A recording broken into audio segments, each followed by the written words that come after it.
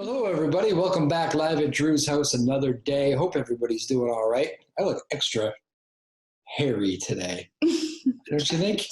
I think you need to shave your beard. I'm letting it trim or something. Wow, you feel very intimidated on this. Really a lot on this. It's my summertime look. I was just saying that I look like not so. What can I say? I look not nice, not good. Why were you going to swear? Yeah, but I realized that I couldn't do that. That was nice of you not to. We've been outside chasing after our lovely dog, Henry. He decided to not only get loose this afternoon, but also where did he end up, Sarah? Not only did he get loose, he ran through our front gate. So he broke the gate. Oh, yeah, he broke the gate. He broke the gate. I fixed it, by the way. Oh, you did? I did. I hammered it back in. Nice going. And then he ran into the swamp. That's in our neighborhood. Literally found him in a swamp. So needless to say, we've been outside hosing down the dog Henry, which is not a moment that he likes. Doesn't like it at all. I don't like it either. He's difficult. I know. Who goes in a swamp? It's funny. I was the one who actually found him. And, he was there and I yelled, Henry, come here. And he comes out. No, hey, how are you? What's going on?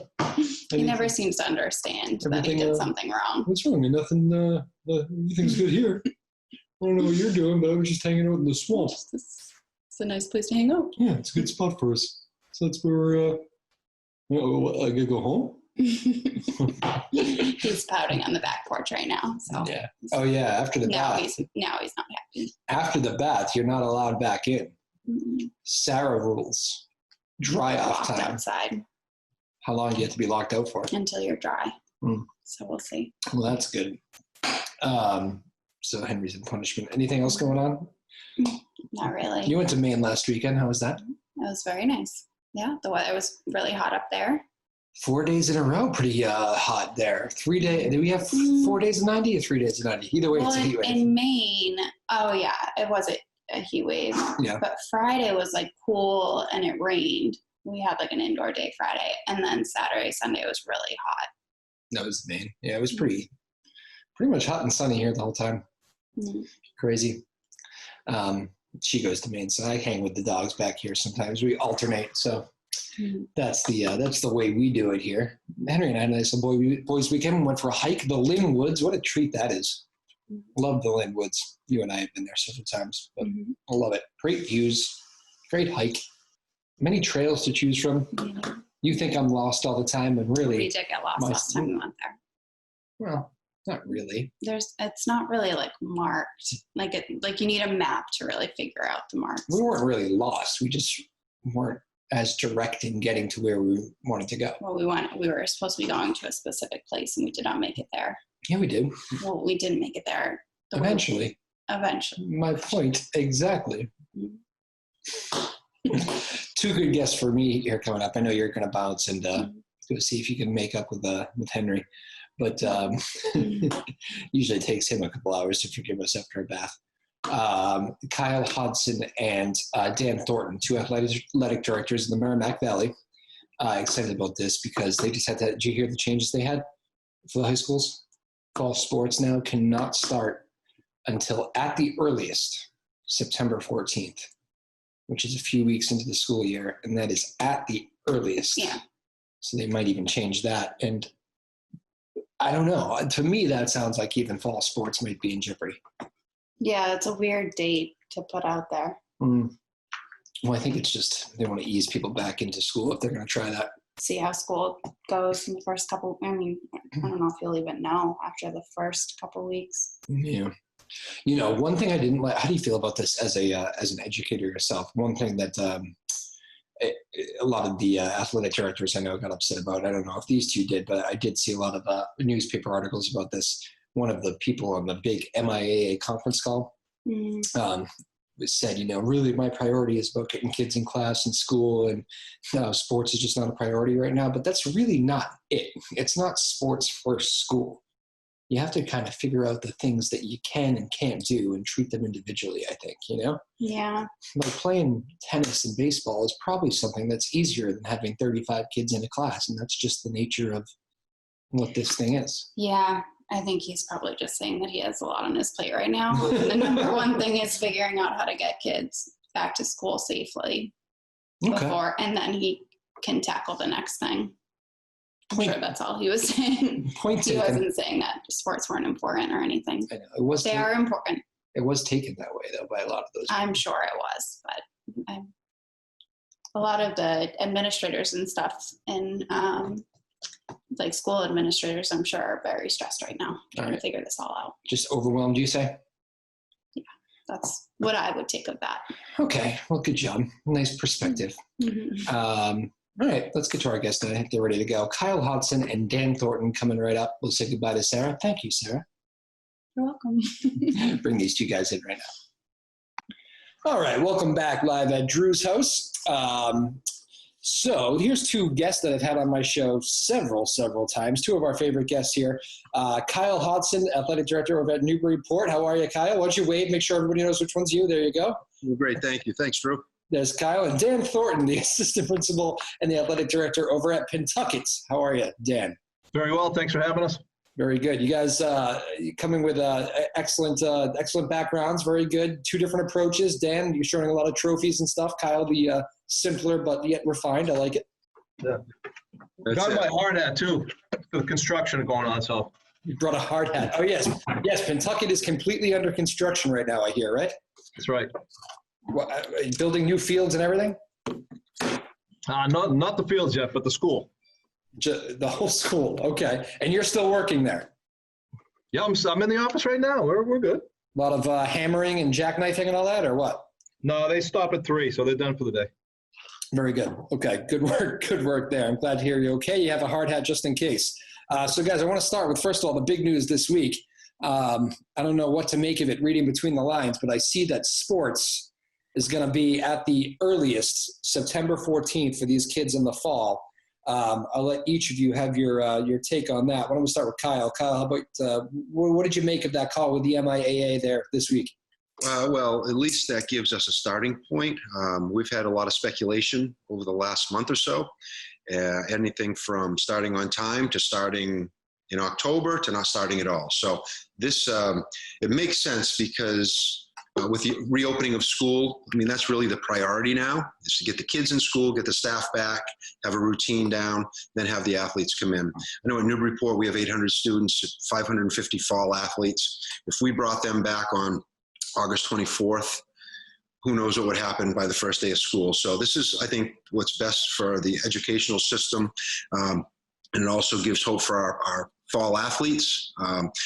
What we have to do now as athletic directors and as a league is to come up with how it's going to look with a schedule, and non-leagues probably won't exist. And actually the next most important thing is which sports are going to actually be safe to play. So that's a lot's going to happen in the next week or two.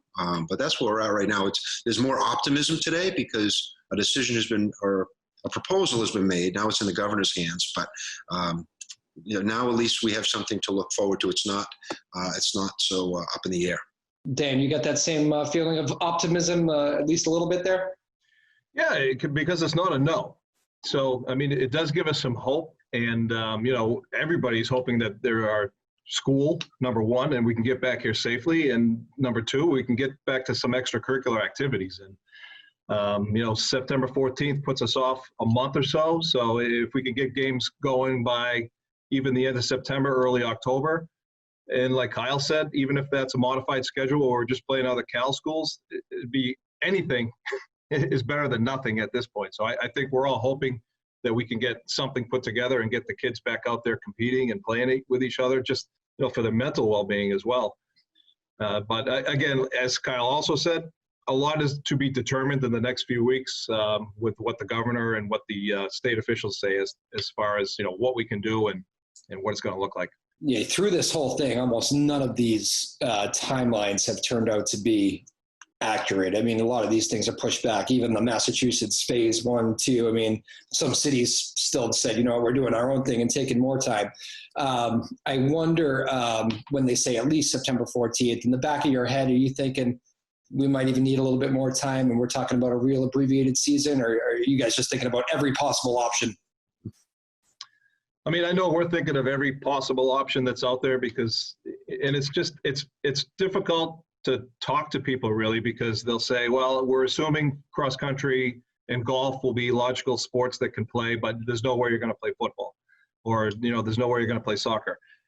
The fact is we don't know. Like, we just don't know, and we can't answer those questions yet because you don't know. We don't know what we're going to be told, and we don't know what busing is going to look like. And, if, the people will say that, you're not in school full time and it's going to be hybrid. If you can only go to school 2 days a week, how can you play sports 5 days a week? Again, it's all questions that we're just going to have to answer over the next really 2 to 3 weeks.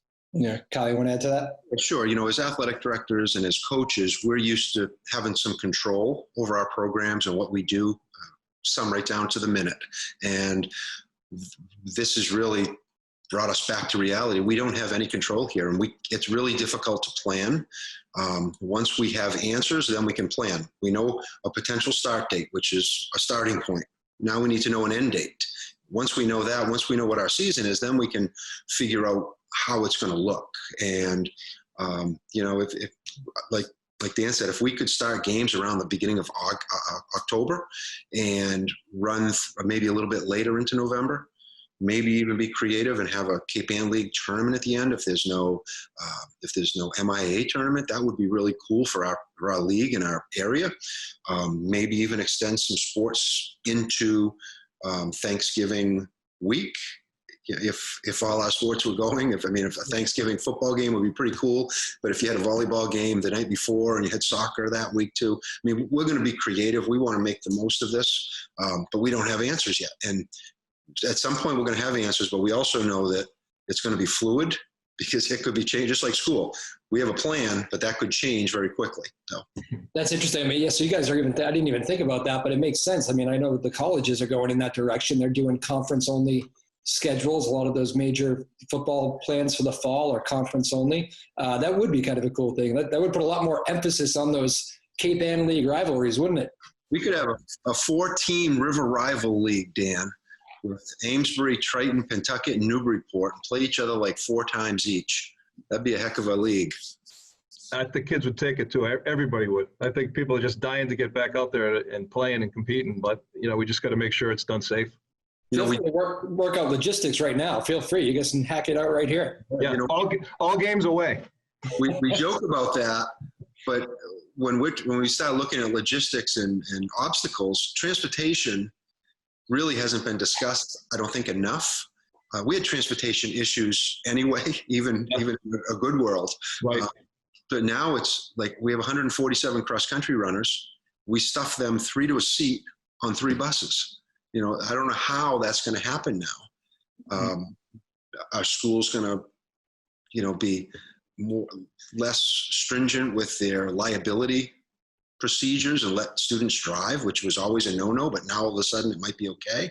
So those are questions. We might have a beautiful schedule, but how are we going to get there? Yeah. I need 12 buses. Is that right? Kids aren't allowed. I didn't remember that little fun fact. I remember always riding on a bus, but kids aren't allowed to drive. Is that like a legit rule? Well, it's district to district, but liability, if it's an athletic event, they ride the bus. Maybe after the event with some sort of permission, they're able to travel with a parent, but we rarely, unless it's like an SAT day, would allow somebody to drive themselves. And we wouldn't let anybody drive another student. I don't know how that's going to look moving forward too. And then what do you do with the freshmen and sophomore who can't drive? How do they get there? And I don't know, lots of questions. We're going to have answers soon. We just don't have them yet. Right. There is certainly a lot to think about. I bet that's something that if you don't have kids like me, you're not really thinking about all that transportation stuff that goes along with it.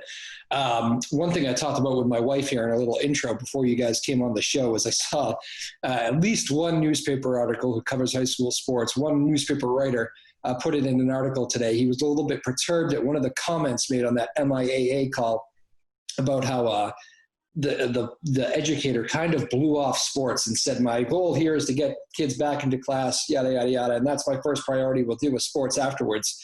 And I know that there were a good amount of people on that call that were a little bit annoyed by that because it's not school first sports, right? It's if some of these athletic things can happen, like I'm thinking like you might be able to run cross country and play tennis and play certain sports, and that might be a lot safer than getting into a classroom with 30 kids. To me, that's just something that this virus presents.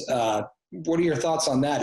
I know it's always school first and class first, but is there an aspect of this where, you know what, we might be able to do some things and maybe the whole school thing doesn't come with it?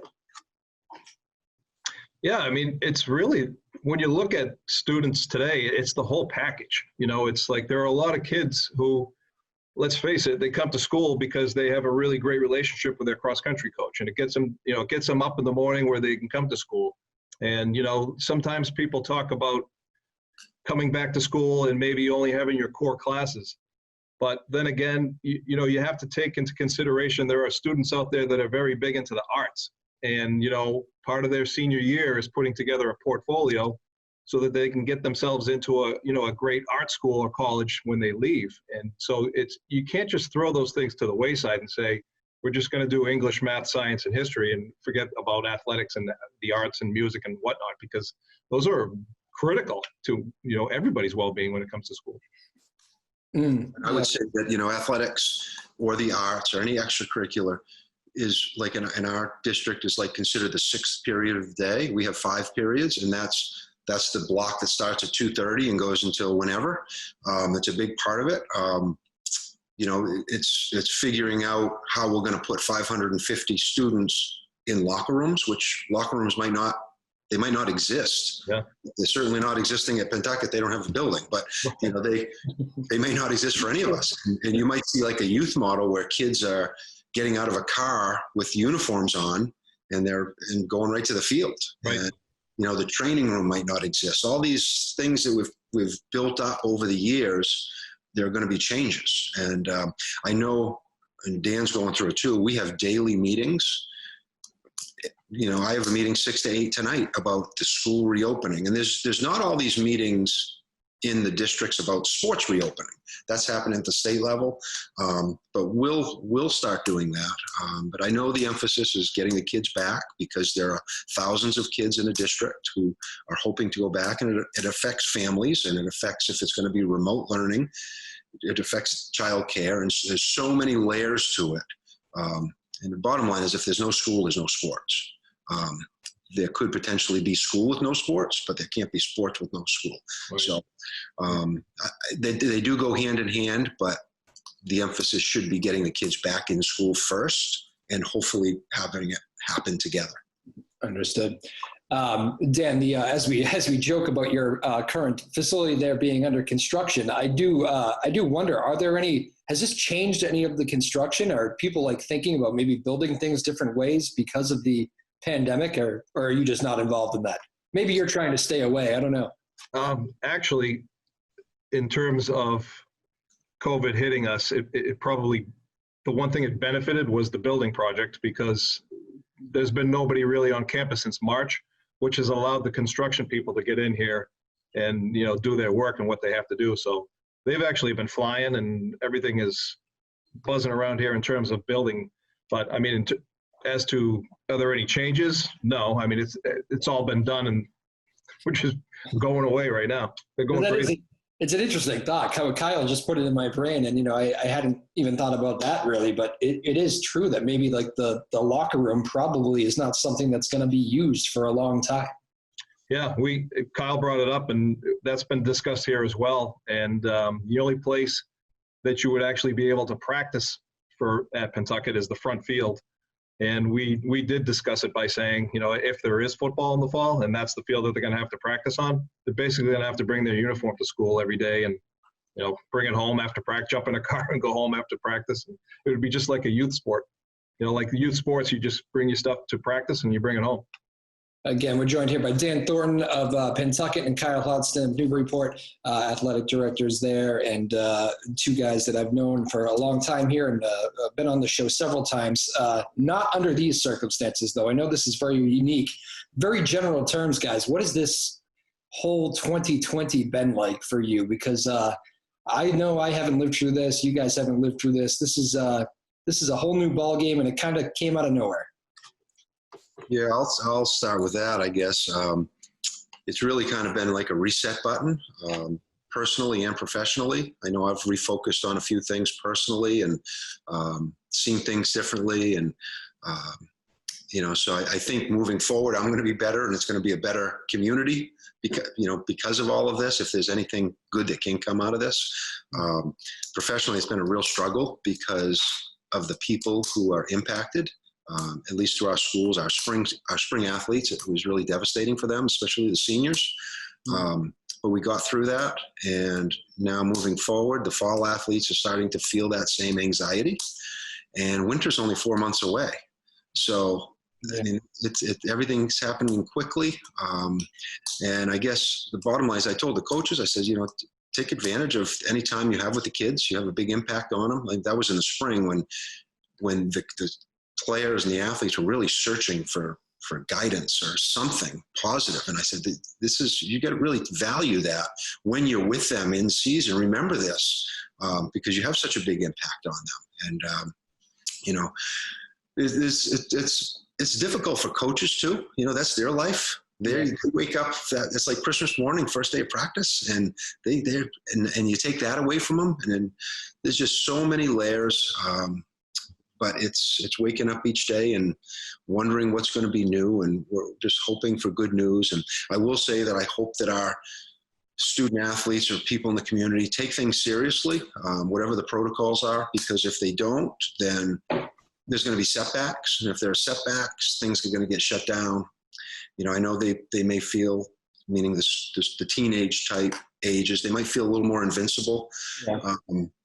And at some point, we're going to hear about a community outbreak on a team in a school, and then all of a sudden another community is going to say, well, we don't want that to be us, and that's going to shut down. And next thing you know, it's March 13th all over again. So I actually want both of you guys to hit on this one. Dan, I'll let you take it first, but something that Kyle just said, I really know, everybody knows it was a big deal, but I think if you're not living in that, if you're not a senior in high school, you're not the parent of the senior in high school, you just don't know how hard that was last season on the kids. I remember my senior year. I mean, I still remember it was one of the best times of my life, hanging out with all my best friends the year before I went to college and having fun sports runs. I mean, there was nothing like it. I mean, all my guys, we still talk about it to this day. How devastating was that to deal with, to work with those kids through that? I mean, to tell them that they're not going to have a season and to try to help them through that. It must have been almost an impossible thing for you guys to deal with as coaches, as educators, but I can't imagine being in those shoes. Yeah, and it's nothing you prepare for, because obviously no one saw it coming, and it just hit you right in the face. And, I kind of had it all different ways. I had a senior. One of my sons is a senior in college, and, he lost his entire spring season, didn't have the senior activities that he would have had, didn't have a graduation from college. You get the UPS pulls up at your house and drops off a package, and you open it up and it's your diploma. Yeah. Pretty cold. And then in terms of high school, I mean, we've seen it all. I mean, all the areas, everybody's in the same boat. No one's had their springs last seasons and their senior year, their proms, their last games, their senior events that they would have had.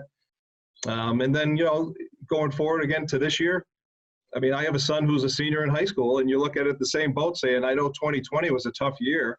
2021 it could be even worse. I mean, we could be looking at some of these kids who may not even have seasons in the fall or winter, or maybe even spring. We don't know. It's so much unknown out there. But it's hard to stay focused. And I know a lot of the kids and the coaches are optimistic, as Kyle and I are as well, and we're hoping that everything goes through. But it's definitely in the back of your head, what the reality is going to be and how it all shakes out. Kyle, what was that last season like? Yeah, you have athletes who prepare if they play one sport. We don't have many that just play one in the spring, but this is their time to shine. And if that's taken away from them, that's a big impact on their life, especially if they're an upperclassman or a senior. We're fortunate to have multi-sport athletes, but with the winter, with the way that ends, February, early March, there's a window there where they're really preparing for that spring season, and they're gearing up, and there's that optimism and excitement. And that was really what deflated them. If individually we had a couple of players, or at least one, who had a chance to set a school scoring record. Maybe that's just an individual goal, but the team that she was on had a chance to compete regionally, maybe at the state level for a title. And that doesn't happen every year. So when you build a program, or if you have a group of kids together and everybody's healthy, you have to take advantage of that, because it may not come back again. Yeah. So those type of things that were taken away from those kids. And then the seniors, obviously they didn't have their last game. They didn't have their senior day. They didn't have the last time to walk off the field with their teammates. And what we're starting to do now is have alumni games this summer, and what the seniors are playing in them. So it's kind of like a senior day. We're going to have a little ceremony, and they'll be treated like it was their last senior day, but there's not going to be fans. And that's another thing. Moving forward, we may not have fans. I don't know how anything's going to look. I mean, it's up in the air. It is crazy. The last question on this I have for you guys is, you're both two educators that are always very involved and always in those hallways. And you're either on the practice field or in the school, and, we're really working with these kids and working with your fellow teachers and coaches. Feel safe if they were to say, go back to school in the fall, let's get in there and let's start teaching? Would you feel safe, or would you be hesitant? Well, I would say, with the protocols that we'll have in place, and if people are following them, which I'm confident that they would, and if the medical people are telling us that we're doing the right thing, then I would feel safe doing that. But that's if everybody's following that. I mean, the hallways are crowded and classrooms are crowded, and, the transition times, but I think our students are going to there's going to be a little bit of a shock going back because of the freedom that they've had over the summer and what they're doing. If you see them in town now, when they walk through that door at one of our schools, they're going to probably have masks on, and they're going to have to probably wear masks all day except for lunches. And they're going to be spread out 3 to 6 feet. And the hallways might be one way, and the classes might be half filled. So, I mean, there's a lot of people on many levels working to make schools safe. So if we go back, when we go back, whatever plan is finalized, I feel safe with that. Yes. Dan? Yeah, I mean, it's the same thing with us, and the same things we've been talking about. And it's just what, I hate to say it because it's been used so much, but it's that new normal term that's being thrown out so much. And it's like, who's used to wearing a mask 7 hours a day? Nobody is. And what's a mask break? There's no recess in high school, but now we're talking about mask breaks where, students are going to be able to go outside maybe so they can take off their mask at a socially distanced, appropriate, space away. But it's just all of these things that you have to take into account. And, and I guess, if this is what we have to do, and it's going to keep us all safe, then that's what we're going to do. And people will adjust. Even kids, right? Even high school kids. Yeah, they'll adjust. Well, thank you, boys. You guys are two of my favorite guests here. Quick rapid fire, both of you, all right? We're going to do, who wants to go first? You guys want to do rocks, paper, scissors? Yeah, go ahead, Dan. Okay. I think he wants rock, paper, scissors. Ready? I'll be the ref. Oh, you want Dan to go first? All right. Yeah, go ahead. Yeah, go ahead. Dan goes first. All right. Favorite musician? You too, Bono. All right. Kyle? Bruce Springsteen. Oh, interesting. That was an off-the-air conversation. That is Dan. That was off the air. Like family gathering point. He's the boss, is the guy that the family rallies around. That's 1A. 1A. Okay. Bono and Bruce are good friends, so there you go. Bruce is my guy too. Favorite movie? Let's see. I'll go with Braveheart.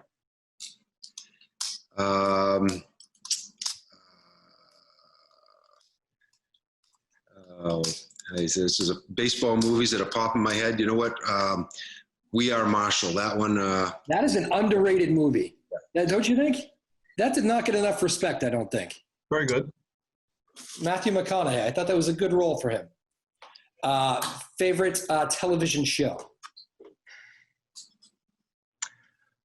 Let's see, I guess currently Yellowstone. I'm not familiar. Yeah, television's really not happening these days. It's really the news, and it's not even a sports center anymore or anything. Yeah. It's the news or nothing at this point. Well, that's all right. You're talking to an okay guy for the news answer. That's good. How about the favorite quarantine activity? The most fun that I had during the quarantine was probably back in March, where I got to skin up the various ski areas in the White Mountains of New Hampshire because they were closed. Oh, wow. Okay. Skinning meaning we hiked up and then skied down. It was fun. Great times. Nice. Well, I started biking more. I didn't really bike before, but now because you didn't have the 2+ hours a day to do it, but I live along the seacoast area with lots of ocean, and it's really relaxing, and it clears the mind, and it's a great workout, and it's been fantastic. I don't know if I can continue once we go back to a regular schedule, but it's been great. You go up 1A? I'm sorry? You go up 1A, the coastal route? I'm living in New Hampshire. I start in Rye, and I go all the way to Hampton Beach to Seabrook. So, yeah, it's beautiful. Yeah, that's a nice ride. Hampton Beach is a little bit different. I stopped up there recently, and they are a little bit not as strict with social distancing and mask and all that stuff. Oh. I will tell you, Hampton Beach, when I was riding there in April and it was closed, it looked like Bermuda. It was the sand was pristine. There was nobody around. It was beautiful. It opened up, and obviously, the crowd and things. It's gonna get busier, but yeah, it's a nice area. It is. All right, final two here. I think you guys will like this one. Favorite team, favorite program to beat in the Cape Ann League. I mean, to beat? Yeah. Well, I mean, you want to win them all, right? I don't know that I take any personal satisfaction in beat. I guess we got to beat the Yeet. Yeah. Say Pentucket, Kyle, will you? Yeah, I mean, come on. We have people come in gunning for us, and we like this. We don't.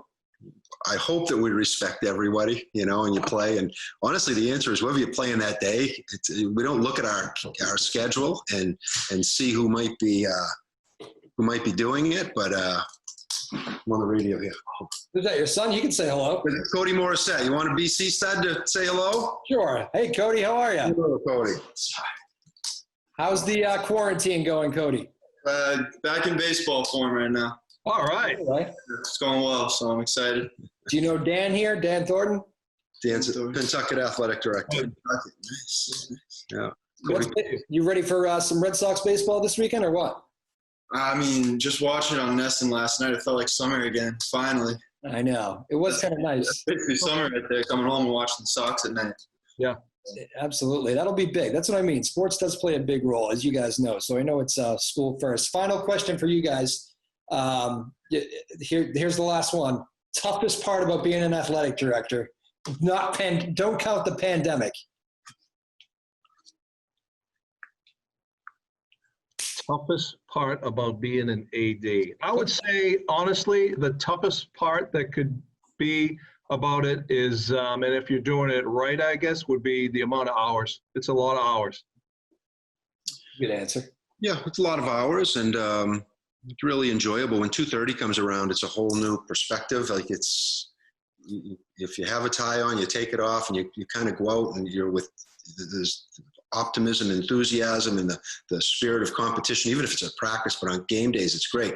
As an athletic director, it's game day every day, pretty much, and it's fantastic. I would say that it's dealing with things that you can't control, and often we feel like we're putting out fires often, and a lot of those fires are started by other people, and we're just trying to manage and hope for a good outcome. So that's really my biggest challenge. And some of those might overlap a little bit, but what's the most rewarding part about it? What's is it just seeing kids succeed, or is it the wins, or what's the most rewarding part about your positions? It's absolutely. I mean, Kyle's probably going to say the same thing, but I mean, it's always the students, it's the kids. I mean, you always remember the great relationships that you build with the student athletes, and the wins are obviously a lot of fun.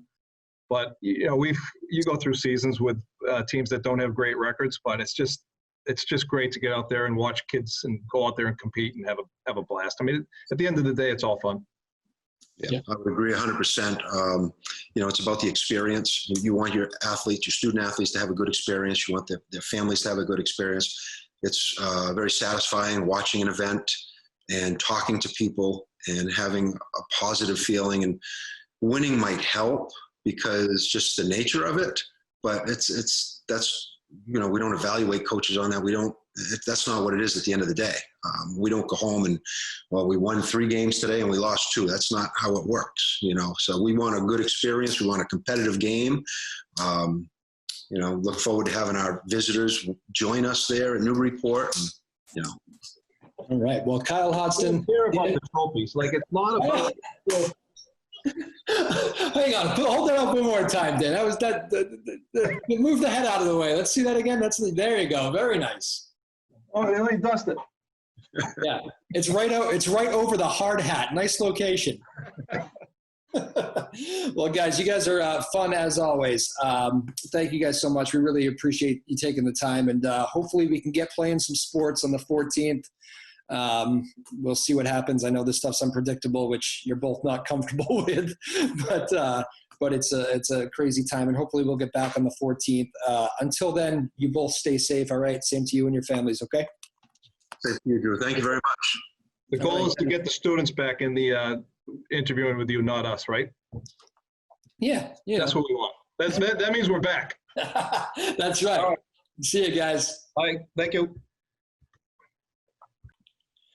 All right, there you go. 2 very good guys, Kyle Hodsdon and Dan Thornton. I've known them pretty much, for years now. They're 2 of the originals here that they've been the athletic directors since I started doing play-by-play for sporting events in the Newburyport area, and since I started doing this show. And, now here I am talking to them from my kitchen. That's 2020 pandemic land for you. That'll do it. Then that'll do it for this week.